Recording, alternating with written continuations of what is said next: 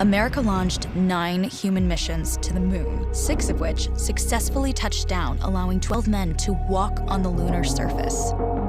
NASA's next chapter of lunar exploration, called Artemis, has the task of not just going to the moon to create a long-term human presence on and around it, but also to prepare for ever more complex human missions to Mars.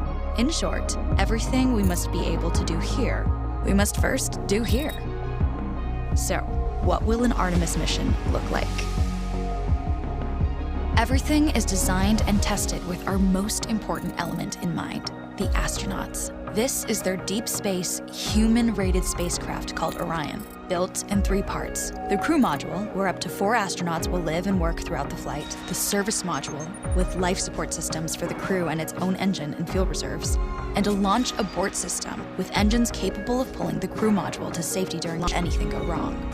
To accomplish the task of launching our crew and heavy payloads, NASA is building the Space Launch System, comprising of a cargo hold, an exploration upper stage, a massive core stage, and 2 extended solid rocket boosters. Altogether, this is the world's most powerful rocket, and it exceeds the legendary Saturn V of the Apollo era in numerous ways. Sitting on the launch pad, the entire rocket, fully fueled, weighs just over 6 million pounds, 5.2 million of which is just the fuel.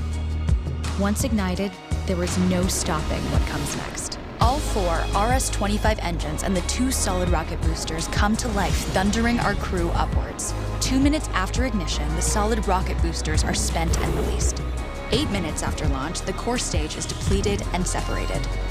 The upper stage fires briefly, placing Orion into a parking orbit around the Earth.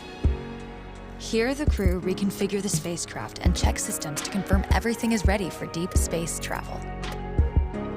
With a go from mission control, the crew reignite the exploration upper stage engines to leave Earth entirely.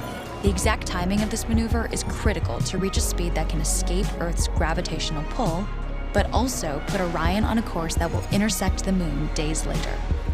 Once this burn is complete, the upper stage of the SLS is jettisoned and the crew aboard Orion coast for several days toward all that awaits them at the moon. Approaching the moon, we see the fundamental differences between Artemis and Apollo. Instead of requiring Orion to serve as an expendable lunar command module or to carry a constrained lunar lander, the Artemis missions will take advantage of a different approach: pre-staging. Everything needed for lunar missions will be positioned in advance by commercial and international partners. This includes rovers, science experiments, and human-rated systems on the surface. But it also includes a dedicated lunar station in orbit around the moon called Gateway.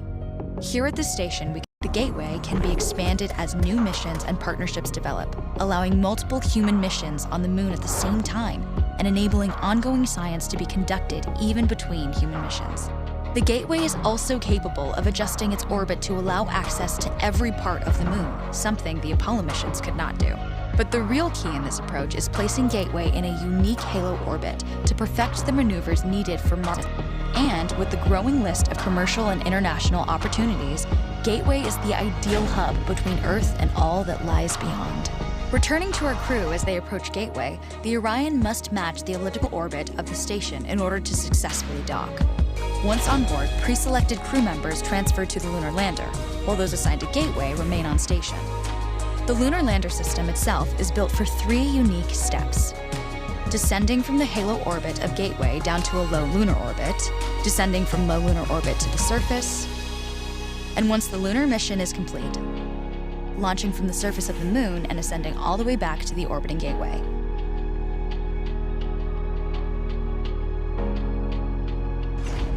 Once back aboard the Orion spacecraft and undocked from Gateway, the crew fire their engine once to break out of the halo orbit, and once again to sling the spacecraft around the moon, placing it on a multi-day trajectory back towards Earth. As they near the end of this journey, the service module is released, and the crew module is oriented heat shield first. Entering Earth's atmosphere at 25,000 miles per hour, the friction of air slows Orion considerably, while also subjecting it to temperatures of 5,000 degrees. With the Orion now at just 300 miles per hour, a series of parachutes uniquely tested and produced for this moment deploy, decelerating the craft to just 20 miles per hour for splashdown.